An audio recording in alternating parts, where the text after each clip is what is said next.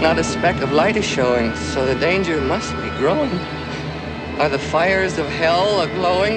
The danger must be growing, for the rowers keep on rowing, and they're certainly not showing any signs that they are slowing! What's up, Flick Connection? This is Darren, and today we're going to talk about Willy Wonka and the 7 Deadly Sins. So the original Willy Wonka and the Chocolate Factory is one of my favorite movies. Not all-time favorites, but I like it a lot, and watching it recently, I was reminded how the movie takes us through each of the 7 deadly sins. Now, some of them are very, very obvious. You've probably had this thought yourself, but it's not so obvious who and what represent all 7, and then ultimately what we're left with at the end of the story if you look at it from this perspective. So let's get a couple of the simple ones out of the way right away with Augustus Gloop. Augustus, how does it make you feel to be the first golden ticket finder? Hungry. Obviously, he embodies gluttony. It's a very straightforward portrayal of gluttony. The first time we see him, he's just stuffing his face. When they're essentially given the keys to paradise in the movie, everyone's, engorging themselves, and yet Gloop can't get enough. He's literally drinking chocolate out of the river. You know the scene. He gets stuck where he's eventually taken off to the pipe where the fudge is made, so to speak. So he's obviously gluttony, and he's the first time we really kind of get a hint that this is where this story is taking us. Now is as good a time as any to just point out the fact that Gene Wilder is just a straight up PIMP in this movie. The purple jacket, the top hat, the cane, the swag. Some of his lines are just killer. You sure this thing will float, eh, Wonka? With your buoyancy, sir, rest assured. Has nothing to do with where I'm going with this video, but it's well worth mentioning. So moving on from the Augustus Gloop death, we're going to call him deaths because it's implied, for adults at least, that because of their transgressions, these kids are gonna die. Take Mrs. Gloop straight to the fudge room, but look sharp, or her little boy's liable to get poured into the boiler. You could look at it a different way, but for the purposes of this video, these kids are super dead. Tell those creatures to stop battling, Butler! We're going too fast. We're going to sink. I know it. Why doesn't he stop the boat? So now that Augustus Gloop is dead and in the fudge room or whatever he goes, it's time to cross the river, which is also very symbolic.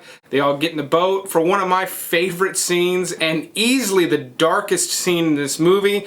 It really sort of sets a tone for this theme. You can sort of overlook some things, but this particular scene really sets that there's something dark happening here.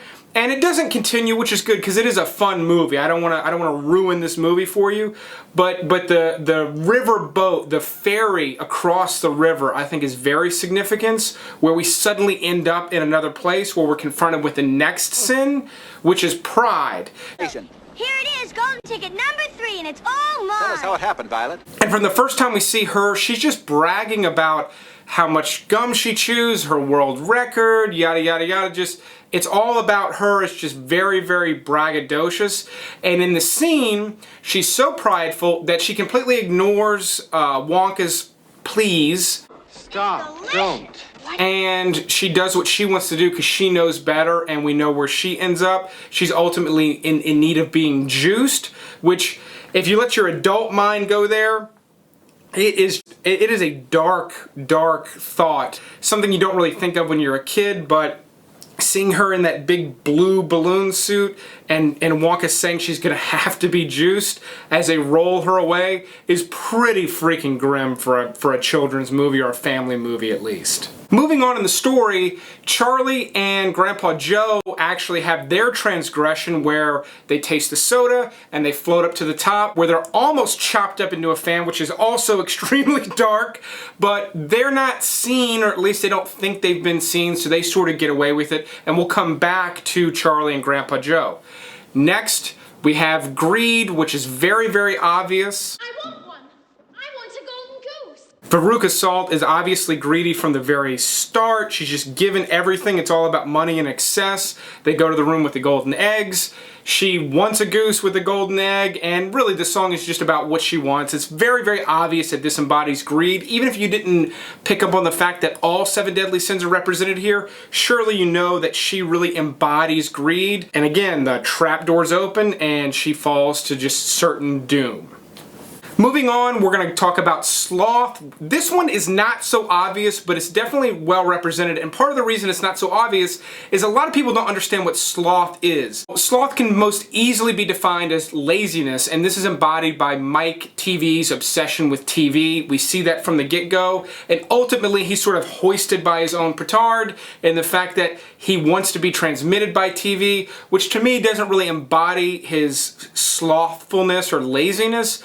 But he still ends up very tiny, which doesn't seem like the worst fate of all. He seems to be okay, but then where does Wonka go with it? He's got to be stretched out, which sort of, again, in your adult mind, brings in, you know, medieval torture chamber devices is kind of what you think of when you think of someone having to be stretched out.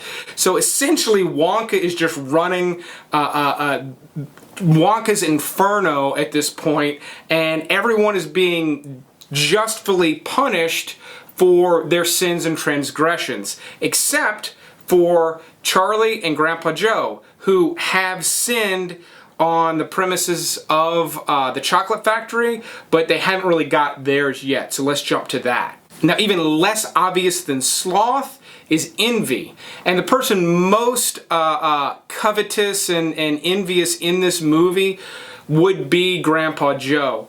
Ladies first, and that means Veruca. If she's a lady, I'm a vermicious knit. Slugworth wants a gobstopper, he'll get one. He's sort of always talking about, you know, how other people don't deserve things. Even when he's laying in the bed, he's really envious of the people getting the golden tickets. You can really pick up this attitude with Grandpa Joe throughout the story. So he's really guilty of that, but he doesn't really fall into one of the 7 like the other kids do, in that he's not directly punished for it. Now, both he and Charlie are essentially kicked out. They don't really get their prize, the lifetime supply of chocolate, because they stole from Wonka. You stole fizzy lifting drinks. You bumped into the ceiling, which now has to be washed and sterilized, so you get nothing. You lose. Good day, sir. And this is where we see the 6th of the 7 deadly sins, and that's with Wonka himself embodying wrath. He really sort of loses his shit in this scene, and he really does embody wrath, and he takes it out on Charlie and Grandpa Joe, and is way harsher on them than you might have expected based on his reactions to other people. Now, in terms of the story, this is probably to do with the fact that he really had high expectations for Charlie all along, and they disappointed him, and he's really frustrated with it.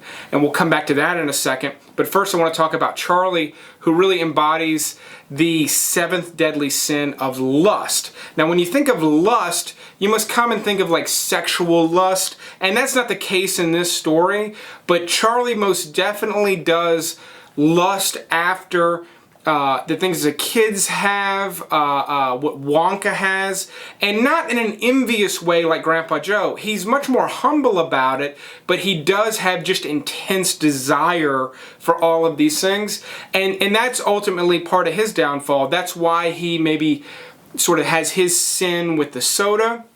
And lust is sort of easily defined as intense desire. So there's all 7 laid out. And then ultimately what happens, you've seen the movie, you know, Charlie decides to return the everlasting gobstopper, essentially giving up any hope of all the stuff he lusts after. He has nothing. He's super poor, which is the source of this sense of lust and this sense of envy in Grandpa Joe, which maybe was lust when he was younger and it's transformed into that. He has an opportunity, as far as he's concerned, to get what he wants, or at least what he thinks he wants, but he determines that he needs to do the right thing and not betray Wonka, even though Wonka has just ripped him a new asshole in front of Grandpa Joe. He returns it, and immediately Wonka gives him the keys to the kingdom.